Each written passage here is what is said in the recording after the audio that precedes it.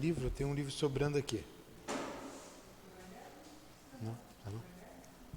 Não. CEAP, Centro Espírita Altivo Panfiro. Uma casa de amor. Boa noite. Boa noite aos nossos ouvintes. Que Jesus abençoe a nossa noite de estudos. Vamos estudar hoje o Livro dos Espíritos. A Raquel vai ler o Evangelho. Capítulo 16. Não se pode servir a Deus e a Mamon. Instruções dos Espíritos, a verdadeira propriedade. Verdadeiramente, o homem só possui como sua propriedade o que pode levar deste mundo. O que encontra ao chegar e o que deixa ao partir, ele desfruta durante a sua permanência na terra. Mas, visto que é forçado a abandonar tudo isso, ele tem apenas o seu usufruto e não a posse real. Então, o que é que ele possui? Nada do que é para o uso do corpo e tudo o que é para o uso da alma. A inteligência, os conhecimentos, as qualidades morais. Eis o que ele traz e o que ele leva consigo, o que ninguém tem o poder de lhe tirar, e o que lhe servirá mais ainda no outro mundo do que neste. Unicamente do homem depende estar mais rico ao partir daqui do que ao chegar na terra, porque do que ele houver adquirido em bem resultará a sua posição futura. Quando um homem vai para um país distante, ele arruma sua bagagem com objetos que tenham uso naquele país, e não com aqueles que lá lhe seriam inúteis. Procedei, pois, da mesma forma em relação à vida futura. Fazei provisões de tudo que nela poderá vos servir. Tá bom? Pode fazer a prece, tá bom.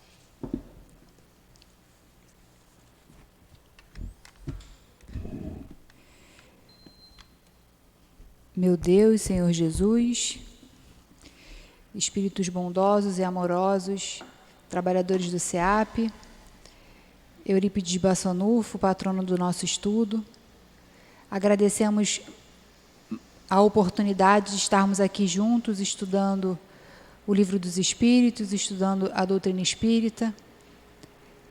Pedimos a inspiração de vocês para o melhor entendimento das questões a serem estudadas, que os nossos corações, os nossos pensamentos estejam abertos para aproveitarmos ao máximo essa 1 hora de estudo que está por vir. Em nome de Deus, em nome de Jesus, em nome de Eurípides Bassanufo e em nome do amor, pedimos a permissão para darmos por iniciado o curso do Livro dos Espíritos da noite de hoje. Que assim seja.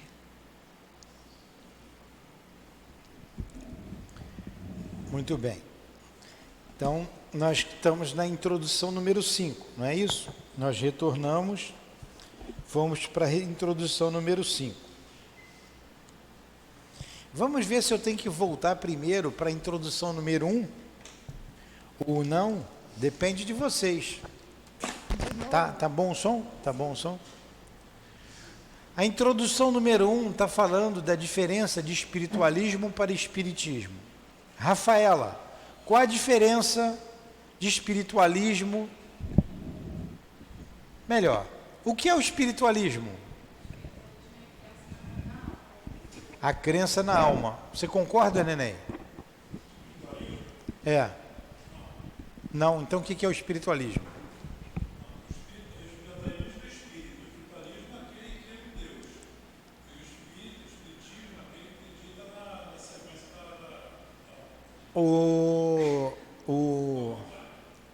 Como é o nome dele?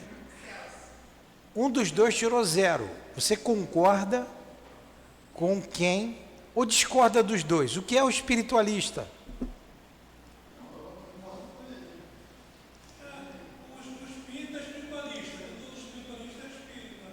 O que é o espiritualista, Maiara?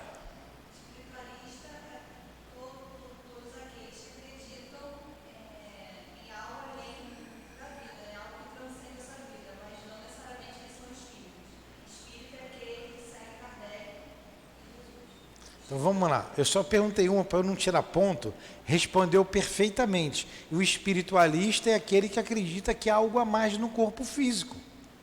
Ele acredita que tem uma alma, esse é o espiritualista. O antônimo, vocês lembram do sinônimo e antônimo? Antônimo de espiritualista é o quê? Materialista. Materialista. Então esse foi o número 1. Né? O espírita, lê aí no Evangelho, capítulo 3, que vocês vão entender mesmo. Capítulo 1, acho que é item 4. Pega aí o Evangelho. Está falando do Espiritismo, vai falar sobre o Espiritismo. Capítulo 1. Item 4? Eu acho que é o 4. Vê aí. O Item 5. 4 é o capítulo de Jesus. Bora, deixa de ser mole.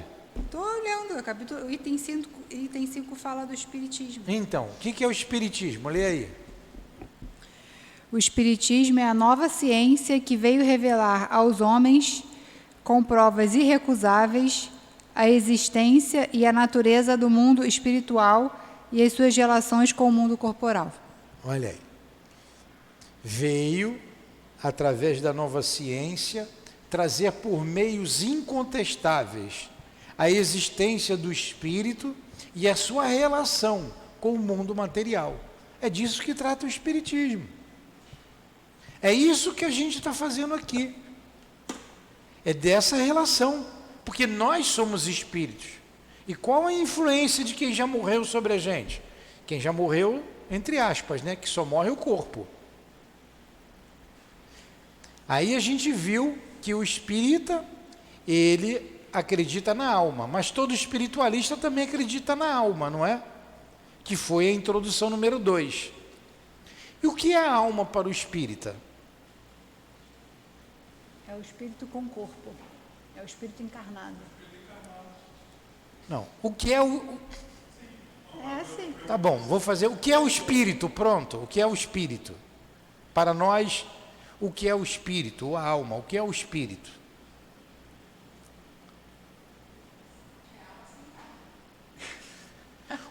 Pronto, vou fazer a pergunta de...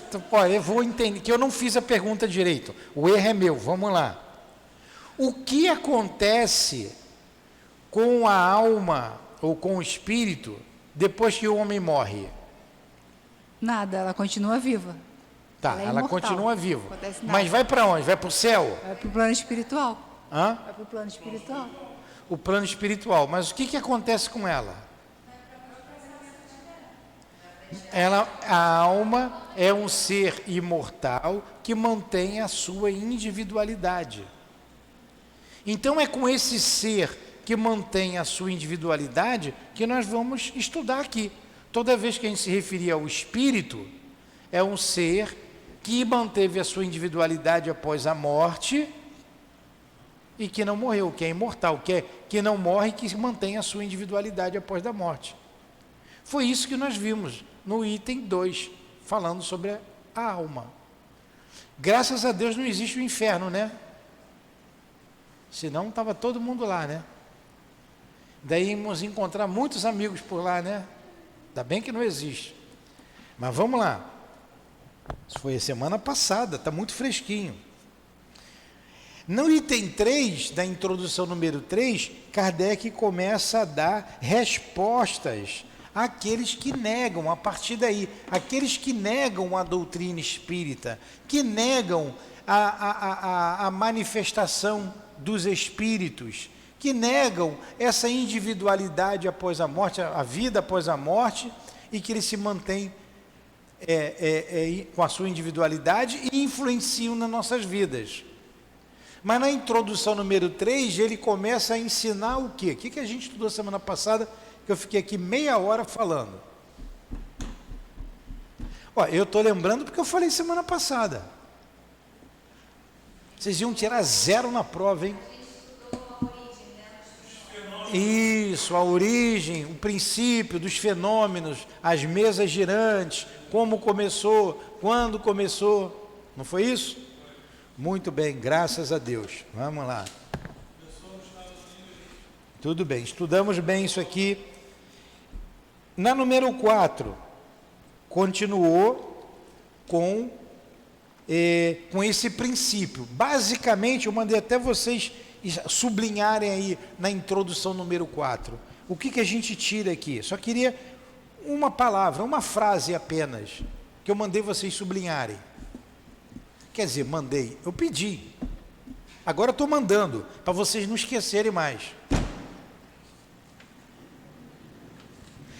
Então, antes de responder, ele está indo na base.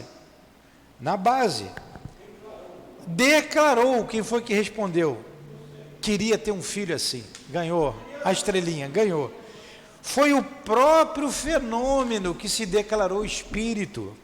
Ninguém inventou o espírito. Ninguém inventou que ninguém morre. Foi o próprio fenômeno que disse, ó, eu sou a alma dos vivos, daqueles que estavam vivos na Terra. O próprio fenômeno. Está aí, ó, no segundo parágrafo. Pode sublinhar aí, ó. Declarou que era espírito ou gênio. Gênio é a mesma coisa que espírito, ó. Atribuiu-se um nome e forneceu diversas informações a seu respeito. Isto é uma circunstância muito importante que deve ser assinalada. Porquanto ninguém imaginou os espíritos como um meio de explicar o fenômeno. Foi o próprio fenômeno que revelou a palavra. Sublinhe isso aí, rabisca o livro. Morde aí nesse pedaço para ficar marcado. Aí a gente falou que começou lá em Hydesville, nos Estados Unidos, com as irmãs Fox, estão lembrados? Ponto. Agora a gente vai para a introdução número 5, que vai continuar a resposta aos detratores. Primeiro ele disse como tudo começou, depois ele disse que foi o próprio fenômeno que se declarou quem era, e agora vamos para o número 5. Vai, Raquel. Reconheceu-se mais tarde que a cesta e a prancheta, na realidade, formavam apenas um apêndice da mão, e o médium, pegando diretamente o lápis, pôs-se a escrever através de um impulso involuntário e quase febril. Então vamos lá. E esse espírito, esse fenômeno, também está ali na número 4, ele pediu, que começou, nós falamos bem semana passada, com a mesa batendo, dando uma pancada para sim, para não, como ficava um diálogo muito... Lento. Hã? Lento. Lento não, um diálogo difícil, só podia responder sim ou não. Eu tinha que formular a pergunta, sim, papapá, não. Aí o que foi que fez o fenômeno, o espírito, mandou então, em vez de ficar o pezinho da mesa batendo, amarra um lápis ali. Não, bota a mão agora na mesinha, e a mesinha saiu escrevendo. Pô, o lápis vai ficar no pé da mesa, amarra uma prancheta, pega uma cestinha que vocês usam aí, ó, uma coisa que era comum lá na época, amarra o lápis ali no bico da cesta, bota a mão ali, e a cestinha saiu escrevendo. Está vendo como é que é? Olha, a cesta é um instrumento, vocês não precisam da cesta. Pega o lápis, bota na mão agora escreve. Lembram disso? Então ele mandou escrever. Está aqui, continua aí. Dessa maneira, as comunicações se tornaram mais rápidas, mais fáceis e mais completas. Entenderam por que ficou mais fácil, mais rápida, mais completa? O método simples, lá do simples, pancadas, código nas pancadas, amarra o lápis no pé da mesa, amarra na prancheta ou na cestinha.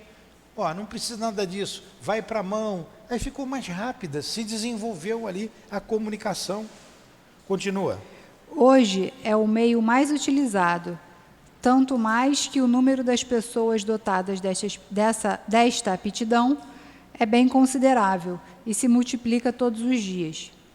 Finalmente, a experiência revelou muitas outras variedades na faculdade mediadora, e soube-se que as comunicações podiam igualmente acontecer através da palavra, da audição, da visão, do tato, etc., e até pela escrita direta dos espíritos, isto é, sem o concurso da mão do médium nem do lápis. Então, isso ele vai desenvolver lá no livro dos médiuns. Ele vai desenvolver depois. Olha, não é só através da psicografia, do lápis, que a gente pode se comunicar. O espírito podia se comunicar através da palavra, usando a garganta do médium, é o psicofônico. O espírito podia comunicar através daquele que escutava.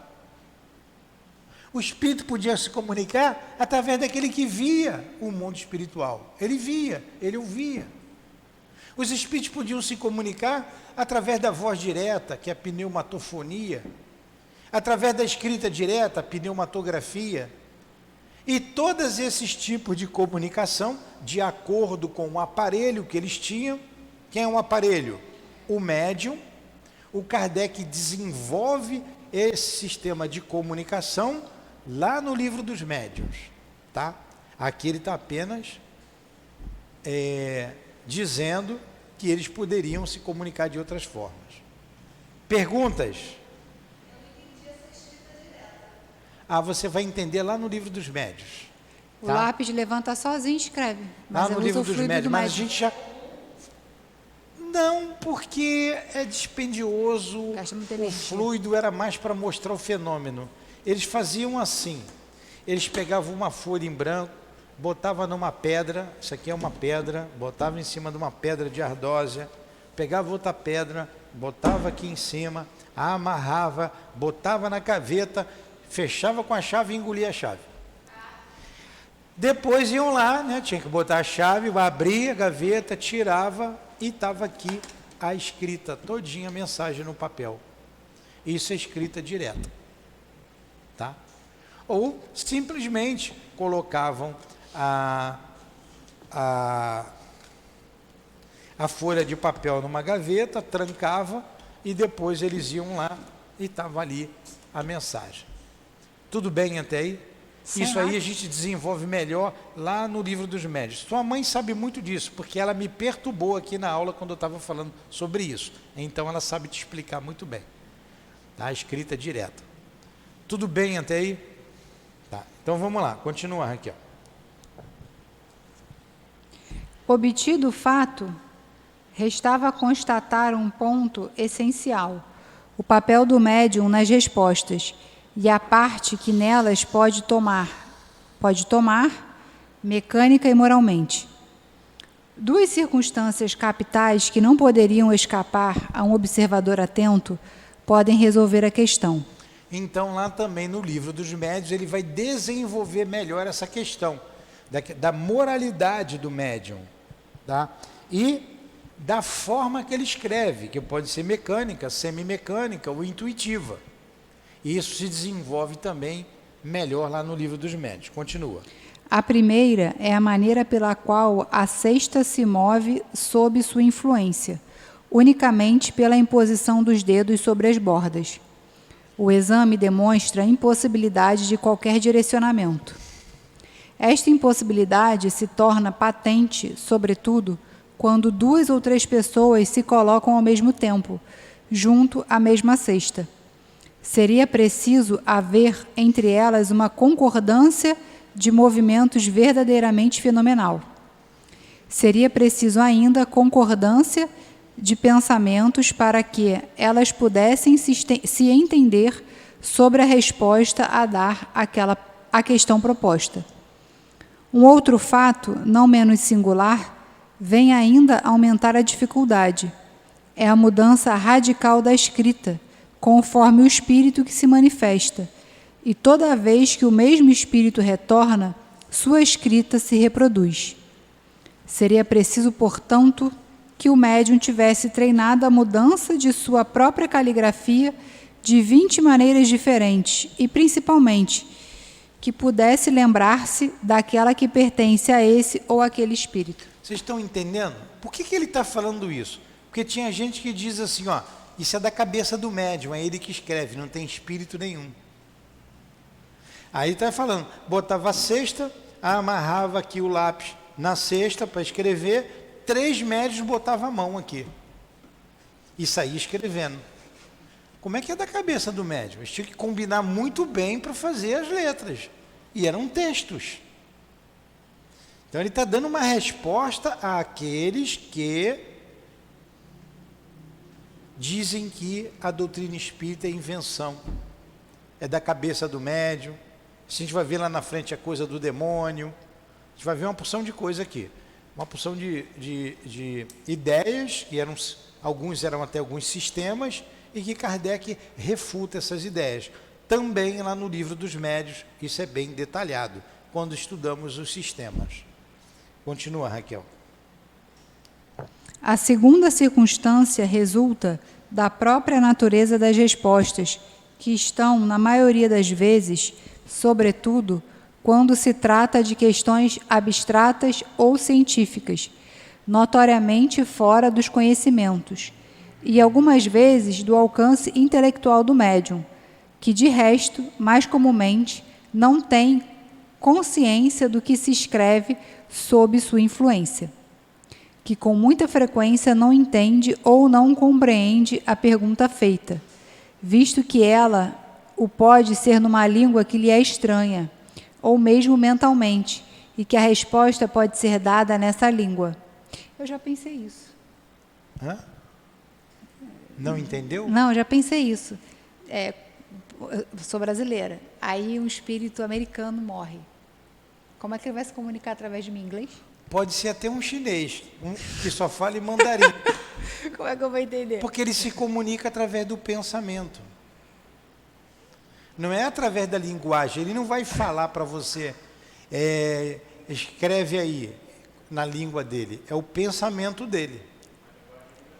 A linguagem universal, é o pensamento. Mas essa tua dúvida aí, ela não carece de lógica, não. É isso mesmo. E quando é um espírito que fala uma língua muito enrolada, mesmo com pensamento, porque às vezes ele não está na Terra há algum tempo, então ele fala meio enrolado e está ligado lá à terra dele. A Dilane sente. Pô, era um espírito que não era daqui não, ele não era brasileiro não, ele falava muito enrolado, tinha que prestar muita atenção no que ele falava, mas era o pensamento dele. É a mesma coisa o altivo. Eu já dei esse exemplo aqui no estudo nosso aí do COMP. O Dr. Herman se comunicava com ele, às vezes ele dava comunicação assim como a gente está falando aqui, um português bem claro, bem límpido, mas às vezes era um alemão carregado. Era um português carregado de alemão. Prezados irmãos, você quase não entendia. Às vezes ele falava, prezados irmãos. E às vezes, prezados irmãos. Aí o que o altivo disse? Às vezes ele vem, me abraça, ele fica bem junto de mim. Aí eu até digo para ele, doutor Herman, nem eu estou entendendo o que o senhor está falando, se afasta um pouquinho. Aí o aparelho mediúnico é uma coisa extraordinária para se estudar isso. Então eu vou falar aqui um pouco do altivo, porque eu fiz essa pergunta para ele. Ele falou assim, às vezes, ele pega só a minha garganta. Quando ele pega a minha garganta, eu falo normalmente. É a psicofonia. Ele se coçava, ele se mexia, e o espírito está usando a garganta dele. Depois ele não lembra do que ele falou quando usa a garganta, porque ele não lembra. Por isso que não é tão comum assim. Às vezes, o espírito, ele diz que entrava, ele vinha pela frente dele, metia a mão na cabeça dele e ele ia falando. Como se fosse dedilhando aqui o cérebro dele, né? Agora, que mediunidade é essa? Aqui na Kardec não fala sobre isso. O espírito ia pela frente, metia a mão na cabeça dele e ele dava mensagem.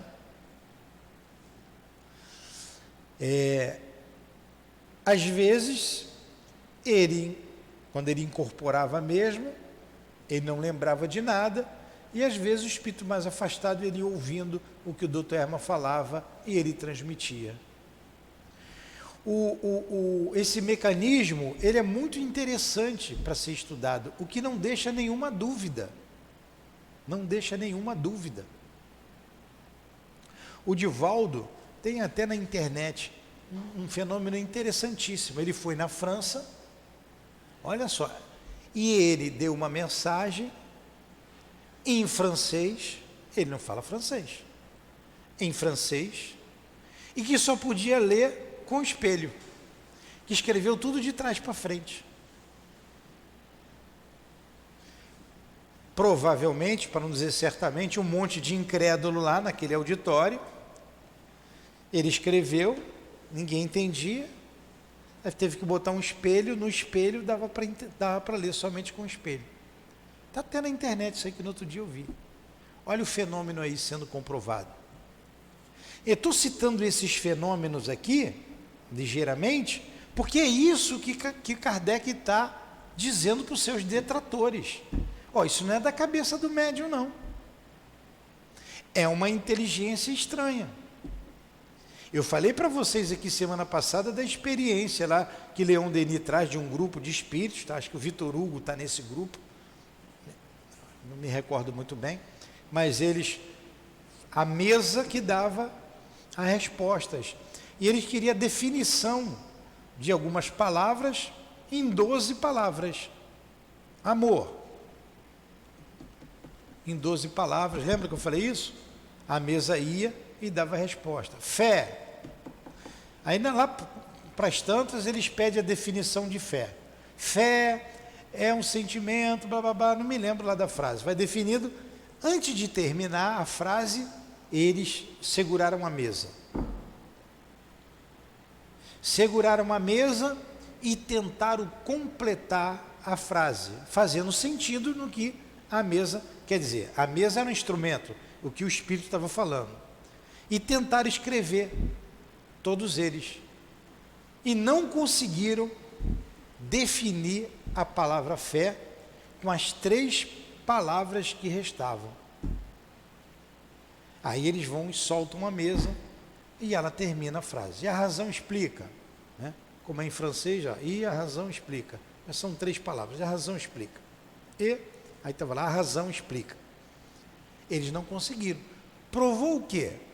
Que aquela mensagem que o Espírito utilizou a mesa para dar, eu vou falar a mesa, que a mesa deu, mas não foi a mesa, vocês já sabem, não era da cabeça de ninguém. Se fosse da cabeça deles, eles fariam a frase, terminariam. Estão me entendendo? É isso que ele está dizendo aqui. E na pergunta que a Raquel fez, como que um espírito em outra língua pode se comunicar comigo que sou aqui brasileiro? É a linguagem do pensamento, a linguagem universal. Tudo bem? Alguma pergunta a mais? Continua, Raquel. Enfim, acontece com frequência que a sexta escreva espontaneamente, sem pergunta preliminar, sobre um assunto qualquer e inteiramente inesperado. Em alguns casos, essas respostas têm um cunho de sabedoria, de profundidade e de propósito. Elas revelam pensamentos tão elevados, tão sublimes, que não podem emanar senão de uma inteligência superior, impregnada da moralidade mais pura. De outras vezes, elas são tão levianas, tão frívolas, tão triviais mesmo, que a razão se recusa a acreditar que possam proceder da mesma fonte. Esta diversidade de linguagem só pode se explicar pela diversidade das inteligências que se manifestam. Essas inteligências estão na humanidade ou fora da humanidade? Este é o ponto a esclarecer. Então tem espírito que trazem mensagens elevadas e traz mensagem pífia. Tem. Claro, se é a alma dos homens que já morreram, tem homem culto, tem homem com uma cultura vasta, cultura todo mundo tem, né? Outros com uma cultura menor, uma cultura diferente da nossa. Por isso somos diferentes, as mensagens são diferentes. Agora, isso vem da onde?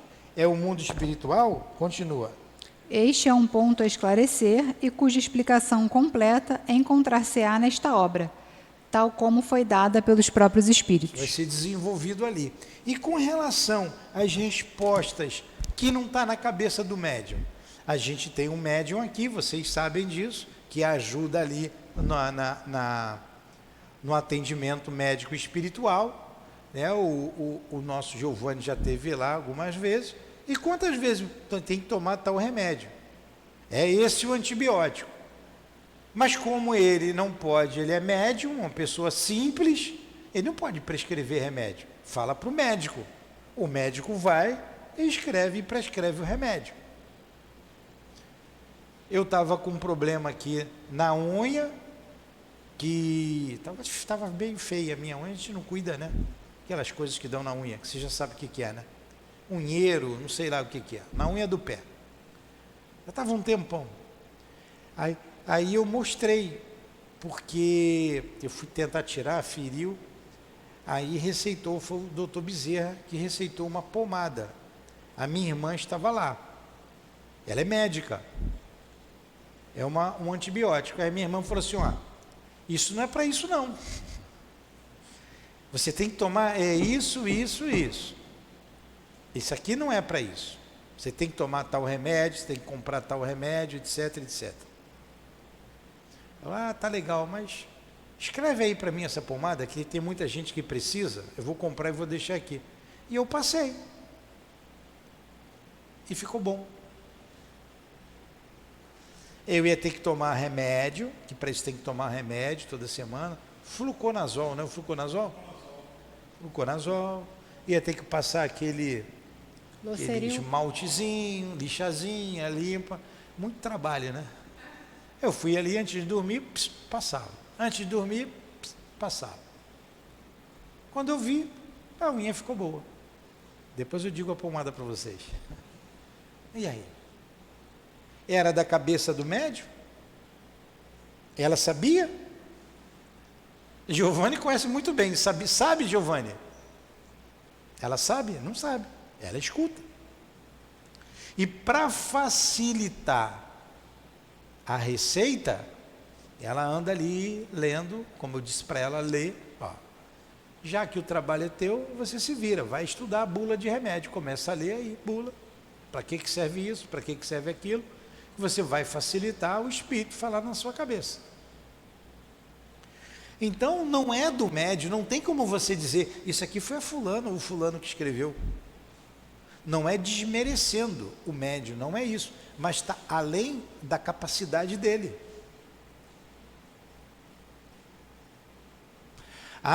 Como tem um outro caso aqui que ele vai dizer, mas ele vai buscar na cabeça de alguém, de algum médico que está aí pela rua. Seria um fenômeno mais difícil ainda e merecedor de pesquisa. Como que uma pessoa tem a capacidade de ir na cabeça de uma outra que não está presente para pegar aquilo que ele precisa escrever? Tudo isso para dizer, não existe espírito, só para isso. Isso é da cabeça de vocês. Não é da cabeça. Não é? Então ele foi pegar na cabeça de alguém. Que gente teimosa, né? Gente teimosa. Parece até alguns médicos que tem aqui, teimosos. Mas para quem não quer acreditar, tudo é motivo para não acreditar. Pois é. Para quem quer acreditar, tudo é motivo para acreditar. Para quem quer acreditar, tudo é motivo para acreditar. Para quem não quer acreditar, tudo é motivo para não acreditar. Aí vai da fé de cada um. Entenderam?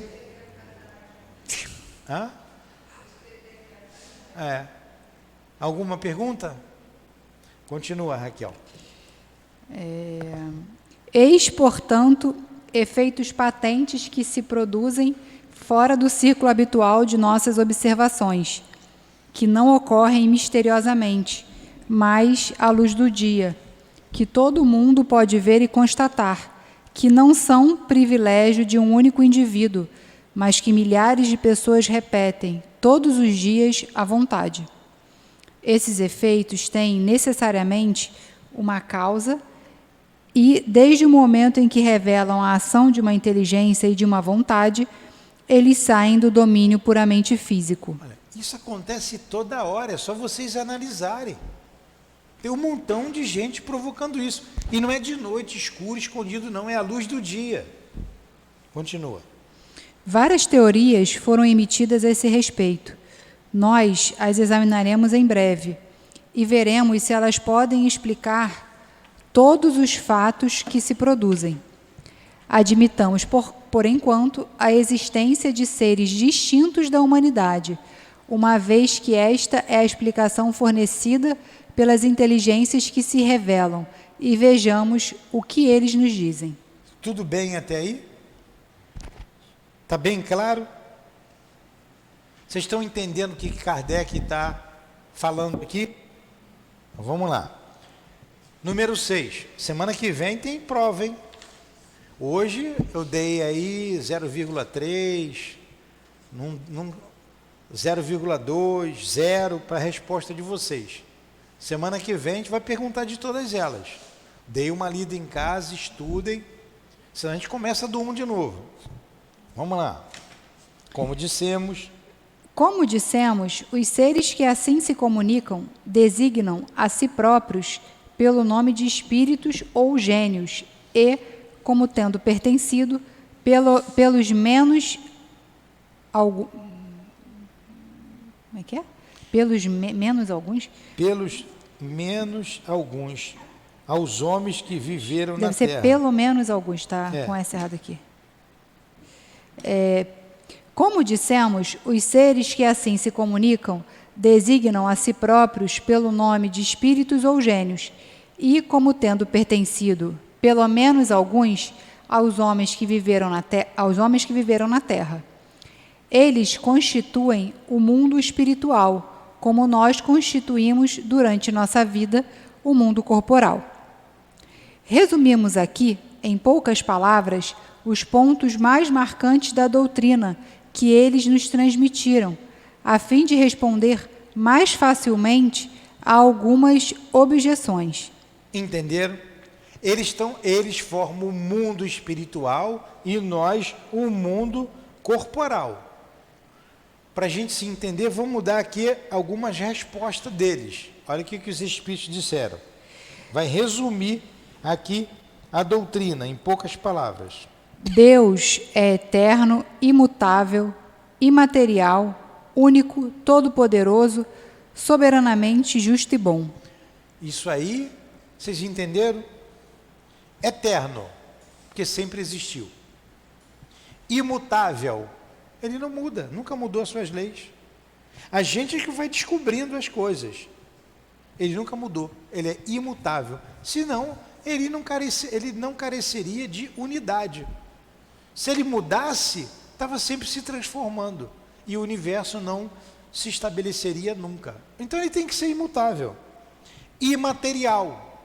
O mesmo princípio, se ele tivesse matéria, a matéria se transforma, Deus estaria constantemente em transformação. Se ele tivesse constantemente em transformação, ele não seria imutável. Então ele não é material, ele é imaterial. Deus é único. Se tivesse mais Deus, cada um tinha a sua vontade. Então tem que ter um único Deus. Deus é todo poderoso. Claro, ele é único, só tem ele, é o criador de tudo, ele é todo poderoso. Soberanamente justo e bom. Então tudo que acontece conosco, por mais doloroso que seja, Deus está sendo justo. A gente que não está compreendendo. E bom. A gente aqui precisa compreender e entender o porquê das dificuldades que a gente tem na vida. Ficou bem claro? Question? No question? Vai, Raquel. Criou o universo que compreende todos os seres animados e inanimados, materiais e imateriais. Os seres materiais constituem o mundo visível ou corporal, e os seres imateriais, o mundo invisível ou espírita, isto é, dos espíritos. O mundo espiritual é o mundo normal, primitivo, eterno, pré-existente e que sobrevive a tudo. Olha, pré-existente, quer dizer que existe antes. É um mundo primitivo, é de lá que nós viemos e é para lá que nós retornaremos. Na verdade, aqui é o mundo virtual. Lá é o mundo real. Tanto que você vai morrer, Raquel. Sabia que você vai morrer? Não, você não vai morrer. Vai morrer o corpo. E você vai retornar para o mundo espiritual. Porque é de lá que nós viemos. Lá é o mundo real, o mundo primitivo. Continua. O mundo corporal é apenas secundário. Ele poderia deixar de existir ou jamais ter existido, sem alterar a essência do mundo espiritual. Bem claro, né? Qualquer dúvida nesses conceitos, ó, não entendi, tá? Para não ficar aqui explicando, vocês já sabem e não ser cansativo para vocês. Os espíritos revestem temporariamente um envoltório material perecível, cuja destruição pela morte devolve-os à liberdade. Entre as diferentes espécies de seres corporais, Deus escolheu a espécie humana para a encarnação dos espíritos que chegaram a um certo grau de desenvolvimento. É o que lhe dá a superioridade moral e intelectual sobre todas as outras. A alma é um espírito encarnado e o corpo é apenas seu envoltório. Então, para diferenciar, alma e espírito é a mesma coisa, mas a gente diferencia, está no corpo, alma. O corpo morreu, a gente chama de espírito, tá? Há no homem 3 coisas. Primeira, o corpo ou ser material análogo aos animais e animado pelo mesmo princípio vital. Segunda, a alma ou ser imaterial, espírito encarnado no corpo. Terceira, o elo que une a alma e o corpo, princípio intermediário entre a matéria e o espírito. Entenderam?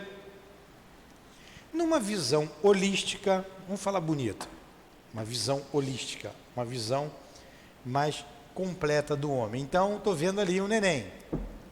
Ele é um espírito que tem um corpo espiritual, que é esse elo que liga o espírito ao corpo físico.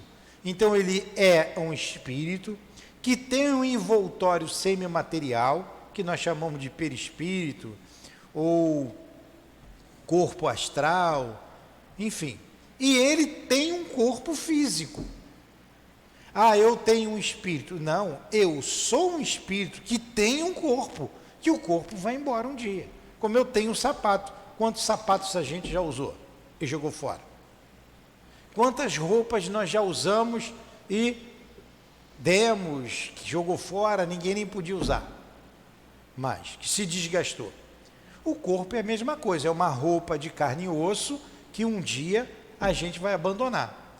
E o corpo espiritual é semimaterial, continua sendo matéria, mas é uma matéria mais sutil, que a gente não vê. Por isso que a gente não vê os espíritos, a não ser os médiuns. Aí é uma outra coisa que a gente vai estudar mais na frente. Dúvidas? No question? Continua. O homem tem, assim, 2 naturezas. Por seu corpo, ele participa da natureza dos animais, dos quais possui os instintos. Pela sua alma, ele participa da natureza dos espíritos. O elo, ou o perispírito, que une o corpo e o espírito, é uma espécie de envoltório semimaterial. A morte é a destruição do envoltório mais grosseiro. O espírito conserva o segundo envoltório, que constitui para ele um corpo etéreo, invisível para nós no estado normal, mas que pode tornar-se acidentalmente visível e até tangível, como acontece no fenômeno das aparições. Assim, o espírito não é absolutamente um ser abstrato, indefinido, que apenas o pensamento pode conceber. É um ser real, circunscrito, que em certos casos é apreciável pelos sentidos da visão, da audição e do tato. Então o espírito é alguma coisa, não é um fantasminha, não é um Gasparzinho, não é uma fumacinha, é um ser. Se nós víssemos os espíritos aqui, íamos ver com a aparência que eles tinham quando estavam encarnados. Vamos ver 2 espíritos que forem do sexo masculino, 2 homens conversando. Como a gente vê 2 pessoas, 2 homens conversando. Então, eles são reais, é real. O sentimento continua, sentimento de amor, saudade, tudo isso eles têm, como nós temos. Tudo bem até aí? Continua. Os espíritos pertencem a diferentes classes e não são iguais nem em poder, nem em inteligência, nem em saber, nem em moralidade. Os da primeira ordem são os espíritos superiores, que se distinguem dos outros por sua perfeição, seus conhecimentos, sua proximidade de Deus, a pureza de seus sentimentos e seu amor pelo bem. São os anjos ou puros espíritos.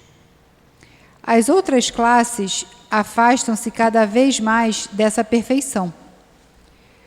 Os das ordens inferiores são inclinados à maioria de nossas paixões: o ódio, a inveja, o ciúme, o orgulho e etc. Eles se comprazem no mal. Entre estes, há os que nem são muito bons nem muito maus, mais perturbadores e intrigantes do que malvados. A malícia e as inconsequências parecem ser suas características. São os espíritos inconsequentes ou levianos.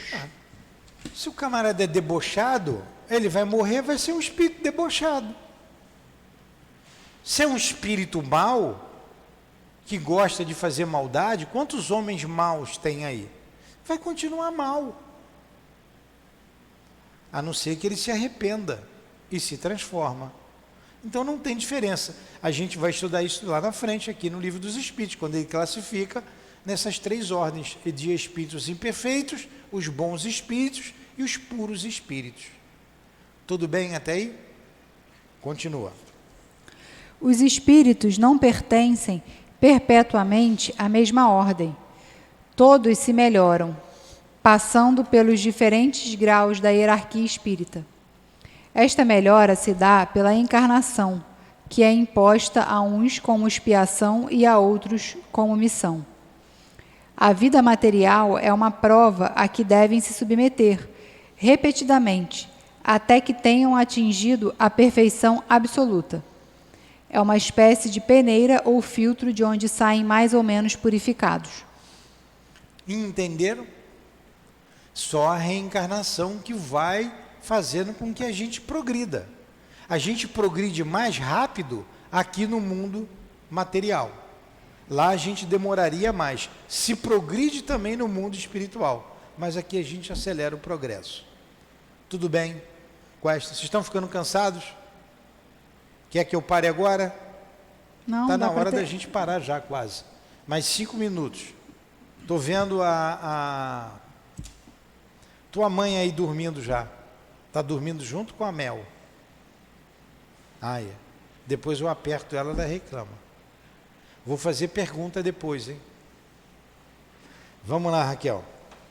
Deixando o corpo, a alma retorna ao mundo dos espíritos, de onde tinha saído, para retomar uma nova existência material após um lapso de tempo, mais ou menos longo, durante o qual ela permanece no estado de espírito errante. Espírito errante, nós vamos falar muito essa palavra. Espírito errante não é espírito que erra. Espírito errante é espírito que está na erraticidade. É o espírito que precisa reencarnar. Todo espírito que tem necessidade de reencarnar é um espírito errante. Tudo bem até aí? Continua. Devendo o espírito passar por várias encarnações, daí resulta que todos nós tivemos várias existências e que ainda teremos outras, mais ou menos aperfeiçoadas, seja nesta terra, seja em outros mundos. Isso aí. Então a gente vai aprender com a pobreza, a gente vai nascer pobre, a gente vai ter existência na riqueza, a gente tem que aprender. Tem que tirar aprendizado de tudo que a terra pode nos oferecer. Porque visa o aperfeiçoamento do espírito. Sempre o aperfeiçoamento do espírito. Vamos lá. A encarnação dos espíritos sempre aconteceu na espécie humana. Seria um erro acreditar que a alma ou o espírito pudesse encarnar-se no corpo de um animal. Então, não dá para o homem, por mais cruel que ele seja, nascer um cabrito, uma lagartixa, um pé de jaca. Ele não retrograda. Ele não retrograda. Ele será sempre um homem, sempre reencarnará num corpo humano. Essa é a teoria da metempsicose, que vem lá do hinduísmo, e nós vamos ver isso lá na frente. Tudo bem até aí? Vamos lá, mais um pouquinho. As diferentes existências corporais do espírito são sempre progressivas e nunca regressivas. Porém, a rapidez do progresso depende dos esforços que fazemos para chegar à perfeição. As qualidades da alma são as do espírito que está encarnado em nós. Assim, o homem de bem é a encarnação de um bom espírito, e o homem perverso a de um espírito impuro. Porque ele optou por isso. É o livre-arbítrio que cada um tem. Quando a gente vê seres mais atrasados, por exemplo, seres selvagens que nunca viveram numa sociedade como a nossa, são espíritos mais novos, são irmãos mais novos. Como a gente vê seres como Jesus, é um irmão mais velho, já teve outras e mais experiências do que nós. Continua. A alma possuía sua individualidade antes de sua encarnação. Ela a conserva após a separação do corpo. Então, ela já era um espírito que tinha sua individualidade. A Mel está dormindo ali. É uma criança, mas ela já tinha a individualidade dela. Quando ela desencarnar, manterá a sua individualidade. E quantas crianças hoje lembram, né, eu estava vendo hoje em casa antes de vir, vários casos de crianças que lembram da vida passada. A criança dizendo para a mãe, eu tive uma outra mãe, a minha mãe era assim, assim, assim, ela está aqui conversando comigo. Quantas crianças lembram? A Raquel contou uma coisa engraçada semana passada, vocês lembram? Que uma criança de 3 anos chegou para a mãe e falou assim, olha, eu queria vir, mas não era com aquele pai, eu não gostava daquele pai não. Aí agora, desse pai aqui, esse pai é bom, mas aquele não era não. E a mãe, como é que ela sabe isso? Ela estava com uma pessoa que não deu certo, e a criança falou, eu esperei você sair junto daquele pai, para não ser meu pai, para ter outro pai. Olha que coisa, como é que ela lembrou daquilo ali? Então tem muita, e criança vem com cada uma, né? Vamos lá, mais um parágrafo para a gente terminar, que eu quero terminar aqui no outro, vai lá. No seu retorno ao mundo dos espíritos, a alma aí reencontra todos aqueles que conheceu na Terra, e todas as suas existências anteriores se desenham em sua memória, com a lembrança de todo o bem e de todo o mal que fez. Porque a gente retoma a condição de espírito, aí a gente relembra do passado, de outras experiências que nós tivemos. Olha só, a nossa cultura se amplia, muitas experiências, não vai em todas, mas algumas. E a gente reencontra aqueles que amamos. Então vamos reencontrar nossos pais, esposas, esposos, filhos, reencontram. A não ser que por uma necessidade qualquer, eles retornaram ao corpo físico e reencarnaram. Mas nós vamos ver onde eles estão. E a gente diz aí dessa condição mediana para cima, porque tem muito espírito que fica perdido. Mas a regra é você se lembrar do passado. Embora tenha espíritos tão apegados à matéria que não sabe nem que morreu. Mas a regra é essa. Tudo bem até aí? Question? E o último parágrafo agora para a gente encerrar. O espírito encarnado está sob a influência da matéria. O homem que supera esta influência, através da elevação e depuração de sua alma, aproxima-se dos bons espíritos, com os quais estará um dia. Aquele que se deixa dominar pelas más paixões e coloca todas as alegrias na satisfação dos apetites grosseiros, aproxima-se dos espíritos impuros, dando preponderância à natureza animal. Por isso que o materialismo causa um caos social muito grande. Porque não existe nada após essa vida, só existe essa vida. Então deixa eu aproveitar essa vida. Todos os prazeres que a vida pode me dar, eu vou usufruir, porque vai tudo acabar mesmo. Acabou, não existe alma, não existe nada, isso é bobagem. Então primeiro eu, depois eu de novo. E os outros que se dane. Tudo bem? Alguma pergunta? Nós corremos muito? Não? Eu tô lendo Vocês rápido. têm uma inteligência mediana para cima, então eu fui mais rápido. Nenhuma pergunta? Podemos terminar? Não tem pergunta boba. Tem bobo que faz pergunta, né? Vocês têm que fazer pergunta.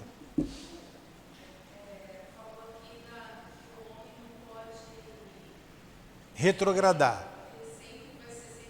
Sempre homem. Há um progresso, sim. Nós vamos ver isso aqui lá na frente. Lá na frente. Se ele fala aqui dos animais, os reinos inferiores da criação, ia complicar a cabecinha nossa. Então lá na frente ele vai falar sobre isso, mas há um progresso, né? Tem os reinos inferiores da criação. Quando eles vão falar lá na frente que fomos criados simples e ignorantes, a gente vem lá dos reinos inferiores da criação. Nós vamos diferenciar o princípio inteligente da alma, tá? Nós vamos ver isso com calma. É só você não faltar a aula e vir que você vai saber. Tá? Podemos terminar então? Então termina, Raquel.